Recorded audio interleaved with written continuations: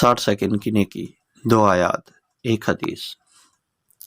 سورہ بقرہ آیت نمبر 78-79۔ بسم اللہ الرحمن الرحیم۔ ان میں ایک دوسرا گروہ امیوں کا ہے جو کتاب کا علم رکھتے نہیں، بس اپنی بے بنیاد امیدوں اور آرزوؤں کو لیے بیٹھے ہیں اور محض وہم و گمان پر چلے جا رہے ہیں۔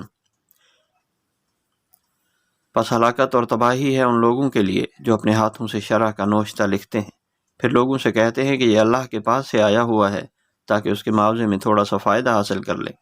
ان کے ہاتھوں کا یہ لکھا بھی ان کے لیے تباہی کا سامان ہے اور ان کی یہ کمائی بھی ان کے لیے موجب ہلاکت۔ صحیح البخاری کتاب ایمان حدیث نمبر 55۔ کیفیت صحیح۔